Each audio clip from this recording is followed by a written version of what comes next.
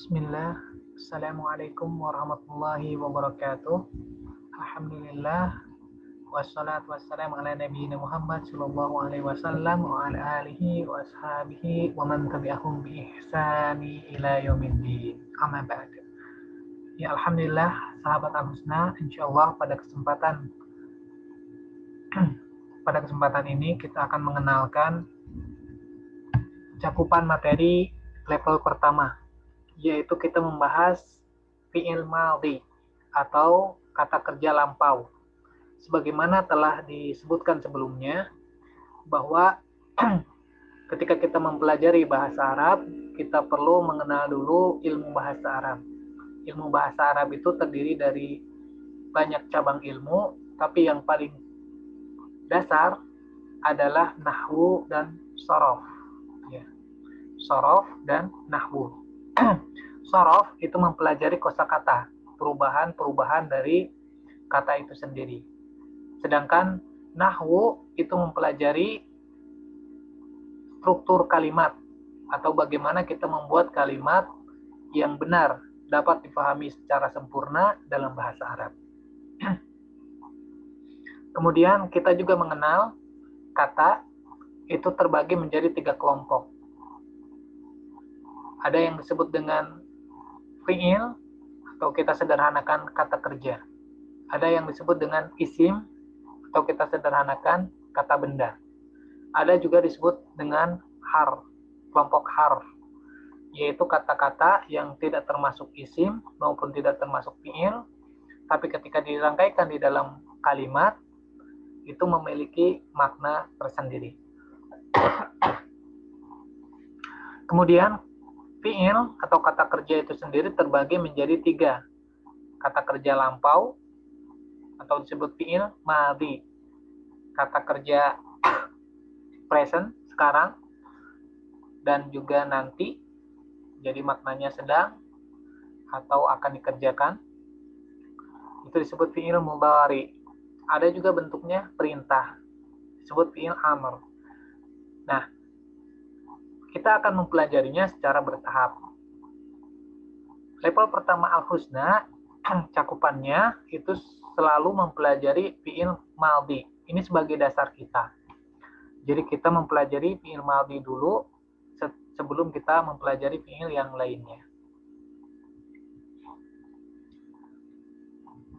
Pada asalnya, ketika kita menggunakan fi'il madhi di dalam bahasa Arab, ya, itu memiliki keunikan tersendiri. Kita ambil contohnya. Kita hafalkan 3 kosakata dulu. Darosa, artinya belajar. Maka maknanya telah belajar, yaitu pekerjaan yang sudah dikerjakan. Darosa, belajar. Jadi kita hafalkannya artinya, tapi kita sudah memahami maknanya. Maknanya telah belajar. Qara'a, membaca. Kataba, menulis. Darosa, qara'a, kataba. Ini hafalan yang perlu kita hafalkan untuk bekal kita. Kemudian ketika kita menggunakan kalimat dengan struktur kalimat yang di situ ada pelakunya, ya, atau di dalam bahasa Arab kata ganti orang itu disebut dengan dhamir, ya. Saya dalam bahasa Arab ana. Ketika kita menggabungkan kalimat ini, saya belajar. Saya ana, belajar darosa. Ana darosa. Nah, ternyata kalimat seperti ini salah di dalam bahasa Arab. Tapi ada dhamir sebagai pengganti dari kata ana itu sendiri. Ya. Yaitu ditambahkan dengan tu. Jadi matikan huruf terakhirnya, kemudian ditambahkan dengan tu. Jadi kalimat yang benar adalah ana darostu, ana qara'tu, ana katabtu. Ya, jadi kalimat yang benar adalah seperti itu ya. Ana darostu, ana qara'tu, ana katabtu. Jadi kalau kita katakan ana darosa, ini salah. Ya, yang benar adalah ditambahkan dengan tu. ana darostu. Insya Allah sampai sini paham ya. Ini fi'il madhi. Jadi maknanya saya telah belajar. Nah, setelah kita memahami ini, ya, kita bisa menghafalkan keseluruhan kata ganti orang ya sebagai pelakunya atau dhamir. Tapi di Al-Husna ya di level pertama ini dikenalkan secara bertahap satu persatu ya, satu persatu sehingga nanti kita bisa membuat kalimat ya menceritakan aktivitas kita ya juga membiasakan membaca Arabik yang tidak bersakal ya. Jadi pada intinya sebetulnya materinya mudah, hanya saja bahasa yang berbahasa itu adalah keterampilan. Keterampilan itu tidak sekedar dengan teori, tapi juga membutuhkan praktek yang cukup. Kita lihat, setiap dhamir memiliki kata kita katakan rumus ya, rumus atau tanda dhamirnya, ya tanda dhamirnya. Sebetulnya bisa kita hafalkan, ya.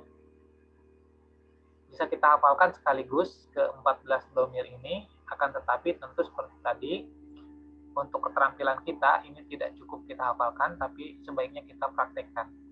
Dan juga di Al-Husna, ya kita memberikan kosakata itu secara bertahap, ya secara bertahap yang bisa kita aplikatifkan, sehingga kita akan mudah di dalam belajarnya. Kalau kita menghafal sekaligus, ya banyak di antara kita yang merasa berat dan juga mind mapping kita, ya pemetaan di dalam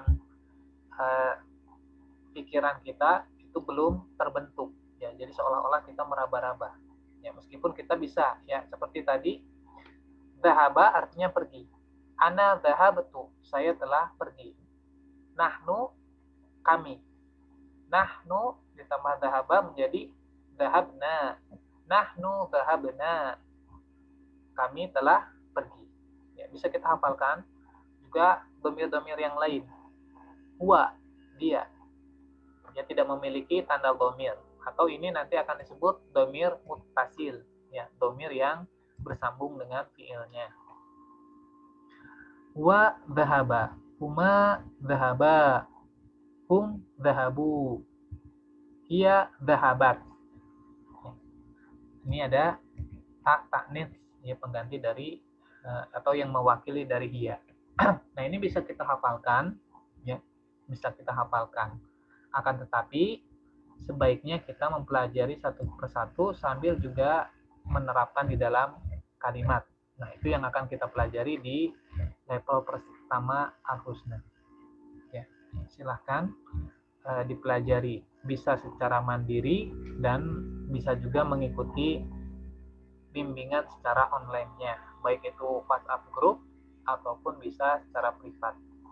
Ya, terima kasih. Syukran, jazakumullahu khairan. Silahkan bila ada hal-hal yang perlu ditanyakan di chatting pada kontak berikut. Assalamualaikum warahmatullahi wabarakatuh.